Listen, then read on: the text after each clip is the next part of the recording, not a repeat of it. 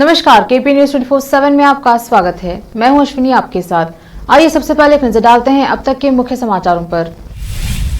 बीदर के आईबी में आज आम आदमी पार्टी की आयोजित की गई प्रेस कॉन्फ्रेंस। भाजपा नेताओं ने कर्नाटक में 4% मुस्लिम कोटा खत्म करने का किया आह्वान। सुप्रीम कोर्ट का फैसला आने तक कर्नाटक के स्कूलों कॉलेजों में हिजाब पर रहेगा बैन। कर्नाटक के प्राथमिक और माध्यमिक शिक्षा मंत्री बीसी नागेश ने कही ये बात। बाला साहेब की तस्वीर के सामने उद्धव ठाकरे ने मिलाया सीपीआई से हाथ। शिंदे को मिला घेरने का मौका। उद्धव ठाकरे ने शिवसेना गुटों को पार्टी के नाम चुनाव चिन्ह आवंटित करने में पक्षपात का आरोप लगाया। हिजाब विवाद पर बोले सपा सांसद शफीकुर रहमान बर्क, कहा बेपर्दा रहने पर बढ़ती है आवारगी।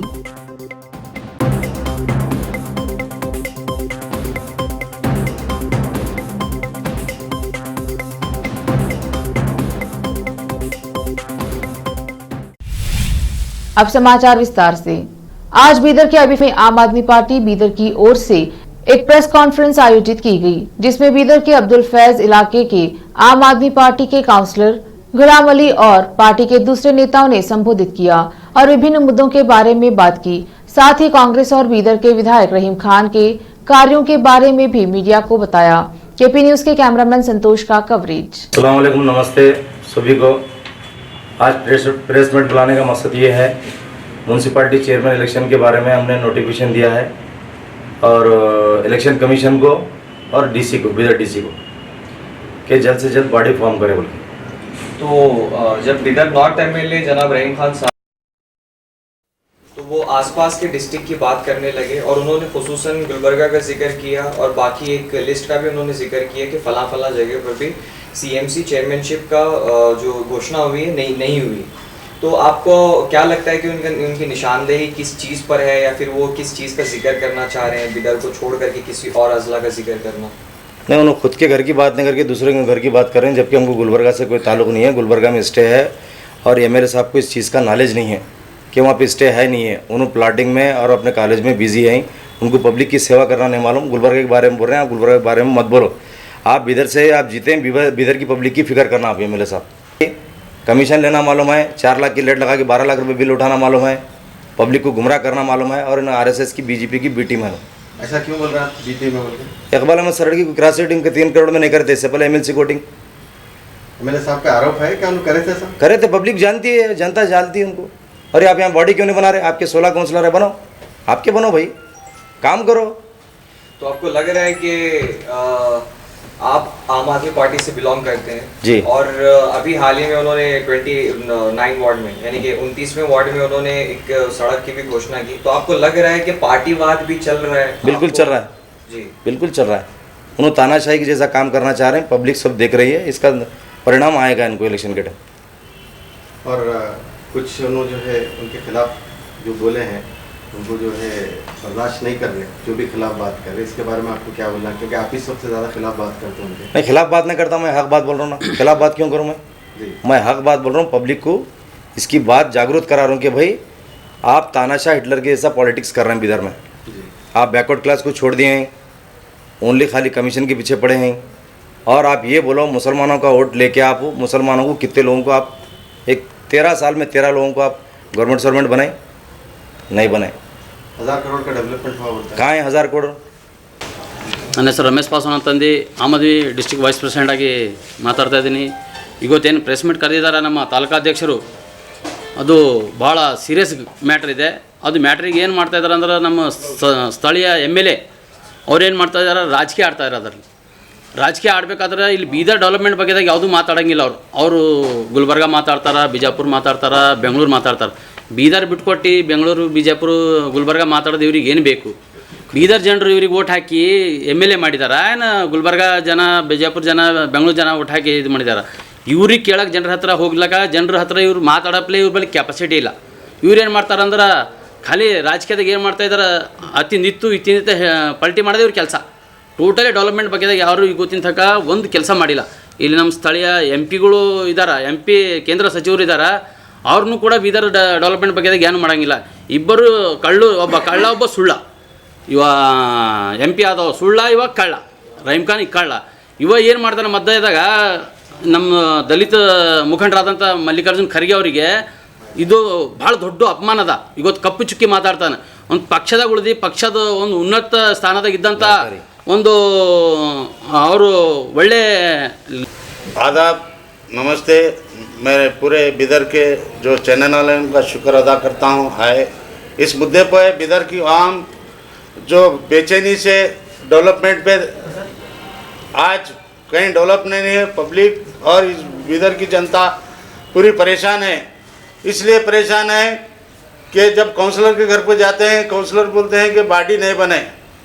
और दूसरी बात, यहाँ के जो सियासतदान हैं, जब जो वहाँ के काउंसलर अगर कुछ बोलते हैं तो बोलते हैं हमारे खिलाफ बोल रहे हैं। ये जमहूरियत है। गली में बोलते हैं, असम्बली में बोलते हैं, पार्लियामेंट में बोलते हैं, राज्यसभा में बोलते हैं, सबको अधिकार है इस बोलने का। तो आप क्या ये आवाम की आवाज़, आपकी ताकत, आपकी तानाशाही आप बंद करना चाहते हैं? इस बिदर की आवाम को आपकी जब कब तक चलेंगी है? क्या इलेक्शन में वो एक गाना लगाते हैं, कौन सा गाना जी? एहसान मेरे दिल पे, एहसान मेरे दिल पे। दोस्तों तुम्हारा साथ है, आज पब्लिक का साथ। ಪತ್ರಿಕಾ ಬಾಂಧವರು, ಎಲೆಕ್ಟ್ರಾನಿಕ್ ಮೀಡಿಯಾಗೆ ಆತ್ಮೀಯವಾದಂಥ ಸ್ವಾಗತ ಬಯಸುತ್ತಾ, ಇಂದು ಬೀದರ್ ನಗರದ ನಮ್ಮ ತಾಲೂಕಾಧ್ಯಕ್ಷರಾದ ಗುಲಾಂ ಸರ್ ಅವರ ಒಂದು ಪತ್ರಿಕೆ ಗೋಷ್ಠಿ ಮುಖಾಂತರ ಅವರು ಒಂದು ಹೋರಾಟ ಇಡೀ ಕರ್ನಾಟಕದಲ್ಲಿ ಬೀದರ್ ಜಿಲ್ಲೆಯ ಒಂದು ನಗರಸಭೆ ಇನ್ನೂವರೆಗೂ ಬಾಡಿ ಆಗಿಲ್ಲ. ಸುಮಾರು ವರ್ಷ ಮುಗಿದ್ರೂ ಕೂಡ ಬಾಡಿ ಆಗಿಲ್ಲ. ಅದಕ್ಕೋಸ್ಕರ ಅವರು ಎಲೆಕ್ಷನ್ ಕಮಿಷನರು ಕೂಡ ಮನವಿ ಪತ್ರ ಸಲ್ಲಿಸಿದರು, ಜಿಲ್ಲಾಧ್ಯಕ್ಷರಿಗೂ ಕೂಡ ಮನವಿ ಸಲ್ಲಿಸಿದರು. ಆದರೂ ಕೂಡ ಇಲ್ಲಿವರೆಗೆ ನಗರಸಭೆಯಲ್ಲಿ ಕಮಿಟಿ ಆಗ್ತಾಯಿಲ್ಲ. ಉದ್ದೇಶ ಸರ್ಕಾರದ ಏನಿದೆ ಅಂತಂದ್ರೆ ಎಲ್ಲಿ ಜನಪ್ರತಿನಿಧಿಗಳು ಆ ಕ್ಷೇತ್ರದಲ್ಲಿ ಕೆಲಸ ನ್ಯೂಟ್ರಲ್ ಮಾಡಬೇಕು. ಒಂದು CMC ಕೌನ್ಸಿಲರ್ ಆಗಿ ಅಲ್ಲಿ ಒಂದು ಕಮಿಟಿ ಮೀಟಿಂಗ್ದಲ್ಲಿ ಆ ಗಲ್ಲಿದ ಒಂದು ಸಮಸ್ಯೆಗಳು ಎತ್ತಿ ಹಿಡಿದು ಫಂಡ್ ತರೋ ಪ್ರಯತ್ನ ಪಡ್ತಾ ಇದ್ದಾರೆ ಆ ಕೌನ್ಸಿಲರ್ಗಳು. ಇವರನ್ನು ನ್ಯೂಟ್ರಲ್ ಮಾಡ್ತಕ್ಕಂಥ ಇದು ಸರ್ಕಾರದ ಉದ್ದೇಶ. कर्नाटका में ओबीसी श्रेणी के तहत मुसलमानों को विशेष रूप से दिए गए 4% आरक्षण को खत्म करने की मांग सत्तारूढ़ भाजपा के भीतर बढ़ रही है।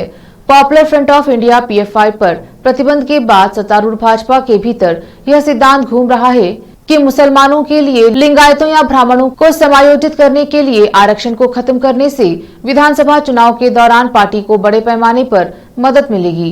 भाजपा के लिंगायत सांसद अरविंद बेलाड और बसवनगौड़ पाटिल यत्नाल द्वारा मुस्लिम आरक्षण को समाप्त करने पर जोर देने के बाद इस सिद्धांत को बल मिला।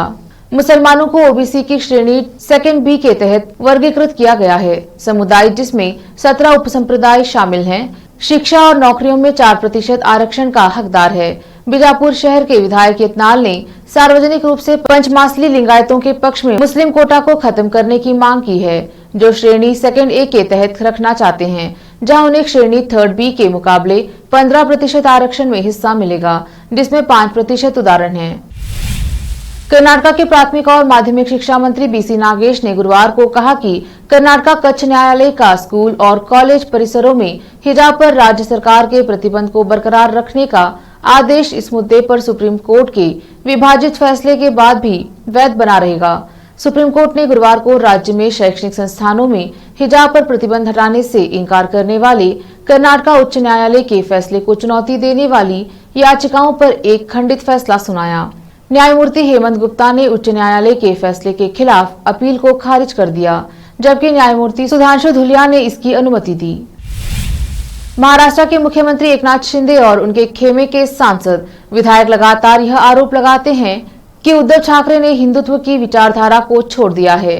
इस बीच महाराष्ट्र की राजनीति से यह खबर आ रही है कि उद्धव ठाकरे ने भारतीय कम्युनिस्ट पार्टी से हाथ मिलाया है, जो कि लगातार हिंदुत्व की विचारधारा का विरोध करती रही है। इतना ही नहीं, दोनों दल कभी मुंबई में एक दूसरे के कट्टर प्रतिद्वंदी हुआ करते थे। 1970 में CPI विधायक कृष्णा देसाई की हत्या ने न केवल शिवसेना के विधानसभा में प्रवेश का मार्ग प्रशस्त किया, बल्कि इसके परिणाम स्वरूप मध्य मुंबई में भगवा पार्टी का प्रभुत्व भी बढ़ा। सीपीआई के प्रकाश रेड्डी, मिलिंद रानाडे सहित अन्य नेताओं ने उद्धव ठाकरे से उनके आवास मातोश्री पर बुधवार को मुलाकात की। इस दौरान उन्होंने अंधेरी पूर्व विधानसभा सीट पर होने वाले उपचुनाव में ठाकरे की पार्टी को अपना समर्थन देने का वादा किया। उद्धव ठाकरे ने गुरुवार को भारत के चुनाव आयोग को पत्र लिखकर शिवसेना के 2 गुटों को पार्टी चुनाव चिन्ह और नाम आवंटित करने के मामले में ईसीआई के हालिया फैसलों पर आपत्ति जताई। चुनाव आयोग को लिखे पत्र में ठाकरे ने कहा, ईसीआई के कई संचार और कार्यों ने प्रतिवादी शिवसेना उद्धव ठाकरे के मन में पूर्वाग्रह की गंभीर आशंका पैदा कर दी है। कांग्रेस ने हिजाब मामले में उच्चतम न्यायालय का खंडित फैसला आने के बाद बृहस्पतिवार को कहा कि वह अपनी भारत जोड़ो यात्रा के जरिए आर्थिक असमानता, सामाजिक ध्रुवीकरण और राजनीतिक तानाशाही पर प्रधानमंत्री से हिसाब मांगना जारी रखेगी। पार्टी महासचिव जयराम रमेश ने ट्वीट किया, हिजाब मामले पर उच्चतम न्यायालय के बंटे हुए फैसले का मतलब है कि यह मामला आगे भी न्यायालय का ध्यान आकर्षित करता रहेगा। उन्होंने कहा, इस बीच भारत जोड़ो यात्रा बढ़ती आर्थिक असमानता, सामाजिक ध्रुवीकरण और राजनीतिक तानाशाही पर प्रधानमंत्री से हिसाब मांगना जारी रखेगी। लेते हैं छोटा सा ब्रेक, जल्द लौटेंगे ब्रेक के बाद। हिंदुस्तान के हर कोने में हम हैं मौजूद। 24 घंटे हालात पर गहरी नजर, खबरों से जुड़े चुपते सवालात और आपको दिखाता है धार्मिक, सामाजिक, राजनीतिक, लोकल और इंटरनेशनल न्यूज की सबसे बेहतर कवरेज जो आपको रखती है हर पल बाखबर। देश और दुनिया भर की खबर के लिए देखते रहें KP news 24/7। Noor education trust Bidar की ओर से चलाए जाने वाला Noor MEd and BEd college Bidar, recognised by NCTE Delhi and affiliated to Gulbarga University, Gulbarga. Admission are open for the academic year 2021-22. विशेषज्ञ और सक्षम शिक्षकों द्वारा शिक्षा प्राप्त करने के लिए नूर एमएड एंड बीएड कॉलेज में दाखिला लें और शांत वातावरण में शिक्षा प्राप्त करें। बीदर शहर में बेहतर शिक्षा का एकमात्र केंद्र Noor MEd and BEd college, Shahpur gate, Bidar. Phone numbers 9945283920, 8482221297। Bidar शहर के प्रसिद्ध Hindi news channel KP news 24/7 के लिए फुल टाइम या part time good looking female news anchor की जरूरत है। हिंदी लिखना और अच्छी तरह पढ़ना जानने वाले और न्यूज एंकरिंग में रुचि रखने वाले अपने शैक्षणिक प्रमाण पत्र और बायोडाटा के साथ केपी न्यूज के कार्यालय शाहपुर गेट, धुंधली रोड पर आए। शैक्षणिक योग्यता और एंकरिंग की योग्यता देखने के बाद सैलरी फिक्स की जाए।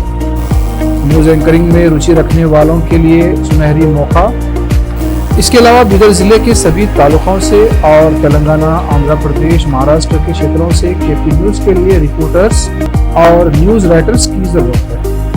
मीडिया रिपोर्टिंग और न्यूज लिखने का अनुभव रखने वाले लोग केपी न्यूज के कार्यालय पर आए या इस ईमेल आईडी पर अपना बायोडाटा भेजें। kpnews24/7@gmail.com।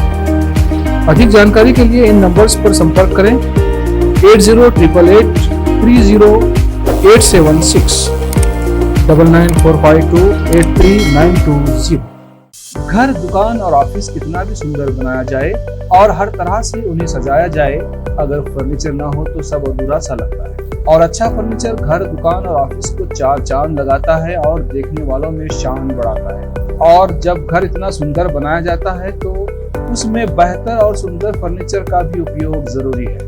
अपने घर, दुकान, ऑफिस के लिए अच्छा और सुंदर और पायदार फर्नीचर और दूसरी चीजों का बीदर शहर में एकमात्र केंद्र है Nikita industries and Nikita furniture showroom, जहां पर एक ही छत के नीचे विभिन्न डिजाइन और विभिन्न रंगों और विभिन्न कंपनियों के पलंग, अलमारी, सोफा सेट, डाइनिंग टेबल, सिंगारदान, ऑफिस काउंटर्स, विभिन्न कलर्स और डिजाइन की कुर्सियां, बहुउपयोगी चौकियां और दूसरी चीजें उपलब्ध हैं। घर, ऑफिस और दुकान बनकर तैयार है और वहां के लिए फर्नीचर का सोच रहे हैं तो देर किस बात की, तुरंत चले आइए। Nikita industries and Nikita furniture showroom, shed number C1, industrial estate, Gandhiganj, Bidar. अधिक जानकारी के लिए शोरूम के मालिक जयराज खंडे से इन नंबर्स पर संपर्क करें 9448128148 08482227010। दुनिया में शिक्षा का बड़ा महत्व है। जीवन में आगे बढ़ने और सफलता हासिल करने के लिए अच्छी शिक्षा की जरूरत होती है।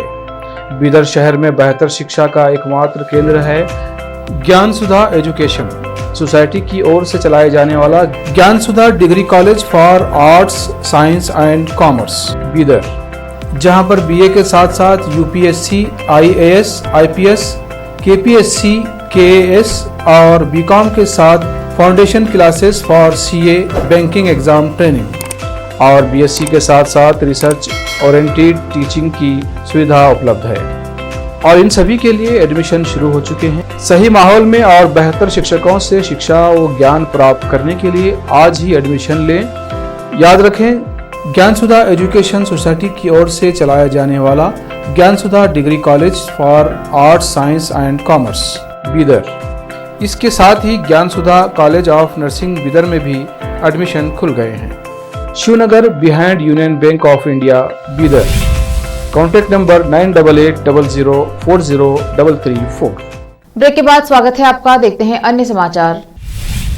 हिमाचल प्रदेश के ऊना से गुरुवार सुबह वंदे भारत एक्सप्रेस ट्रेन को हरी झंडी दिखाकर रवाना करने के दौरान बड़ी संख्या में लोगों की भीड़ ने प्रधानमंत्री नरेंद्र मोदी का हाथ हिलाकर उत्साहवर्धन किया। ट्रेन को हरी झंडी दिखाकर रवाना करने के बाद पीएम मोदी जैसे ही प्लेटफॉर्म पर आए, लोगों ने मोदी मोदी और जय श्री राम के नारे लगाए। पीएम की ओर से भीड़ को देखकर हाथ हिलाने और हाथ जोड़कर अभिवादन करने के बाद यह आवाजें और तेज होती गईं। लोगों ने देखो देखो कौन आया, शेर आया के नारे भी लगाए। बीजेपी का झंडा हाथ में लिए हजारों लोग रेलवे स्टेशन पर उमड़ पड़े।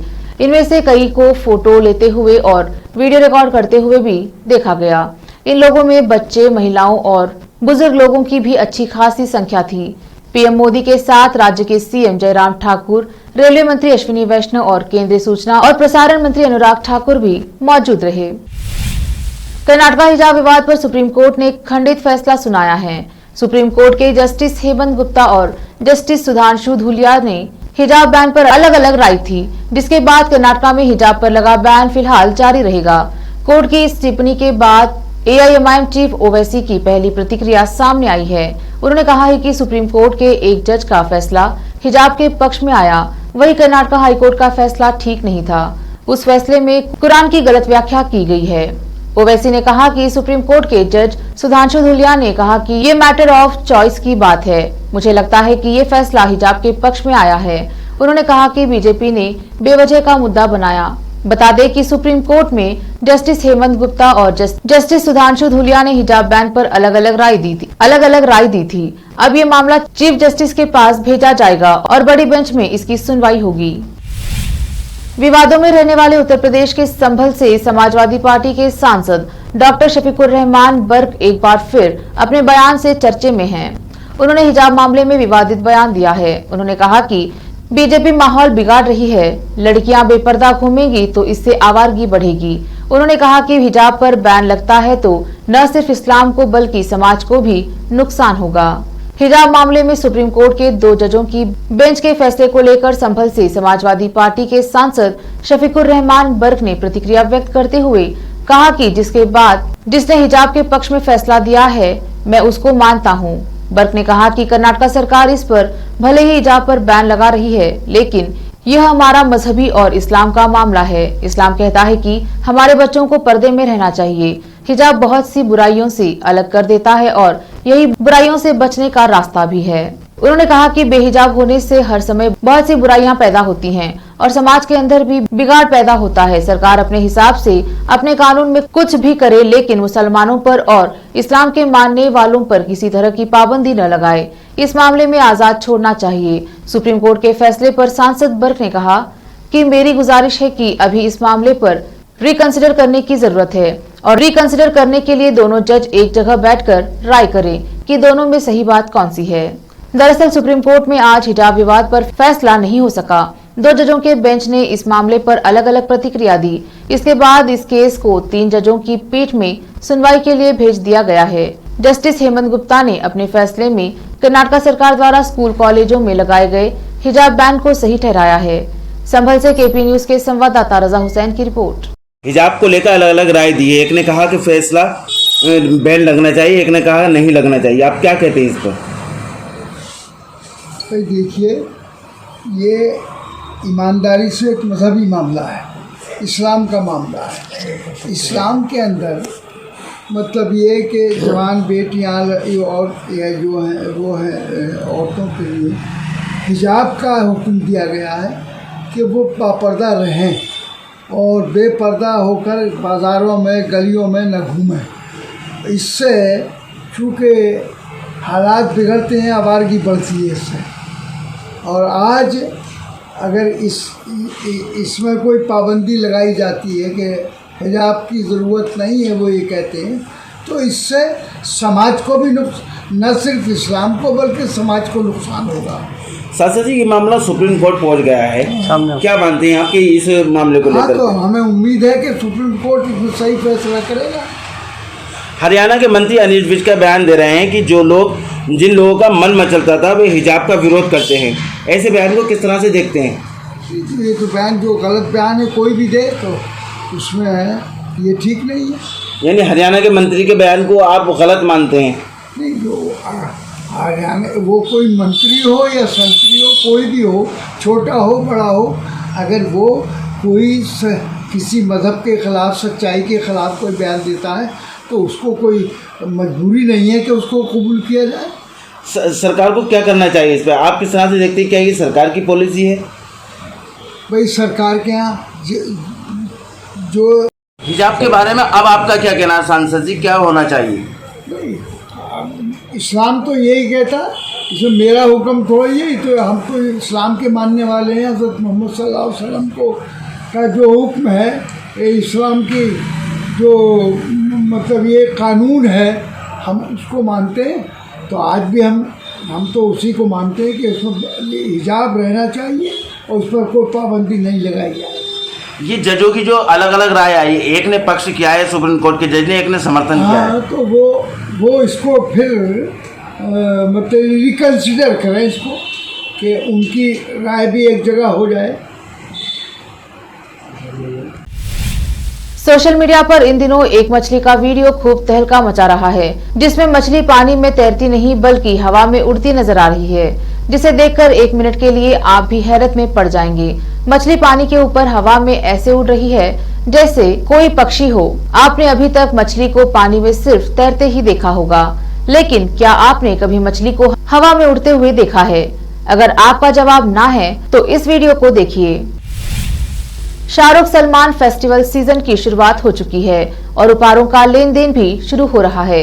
ऐसे में हम कहें कि शाहरुख खान और सलमान खान एक साथ आकर आपको दिवाली का खास तोहफा देंगे। इस दिवाली शाहरुख खान और सलमान खान अपने फैंस के लिए खास गिफ्ट लेकर आ रहे हैं और वह है दोनों की फिल्में। दोनों अपनी बिग बजट फिल्मों के टीजर दिवाली पर लेकर आ रहे हैं। शाहरुख खान और सलमान खान बॉलीवुड के 2 बड़े पिलर्स कहे जा सकते हैं। दोनों की ही फिल्मों को लेकर उन्हें फैंस के बीच खास उत्साह रहता है। ऐसे में रिपोर्ट्स की माने तो सलमान शाहरुख ने अपनी फिल्मों का टीजर दिवाली के मौके पर लाने का प्लान किया है। खास बात यह है कि दोनों की ही फिल्मों की टीजर डेट क्लैश कर रही है, यानी फिल्मों की नई टीजर की टक्कर होगी। जानकारी के अनुसार 23 अक्टूबर को शाहरुख खान की फिल्म पठान और सलमान खान की फिल्म किसी का भाई किसी की जान टीजर साथ रिलीज होगा। आखिर में फिर एक बार देखते हैं मुख्य समाचार। बीदर के आईवी में आज आम आदमी पार्टी की आयोजित की गई प्रेस कॉन्फ्रेंस। भाजपा नेताओं ने कर्नाटक में 4% मुस्लिम कोटा खत्म करने का किया आह्वान। सुप्रीम कोर्ट का फैसला आने तक कर्नाटक के स्कूलों कॉलेजों में हिजाब पर रहेगा बैन। कर्नाटक के प्राथमिक और माध्यमिक शिक्षा मंत्री बीसी नागेश ने कही ये बात। बाला साहिब की तस्वीर के सामने उद्धव ठाकरे ने मिलाया सीपीआई से हाथ, शिंदे को मिला घेरने का मौका। उद्धव ठाकरे ने शिवसेना गुटों को पार्टी के नाम चुनाव चिन्ह आवंटित करने में पक्षपात का आरोप लगाया। हिजाब विवाद पर बोले सपा सांसद शफीकुर रहमान बर्क, कहा बेपर्दा रहने पर बढ़ती है आवारगी।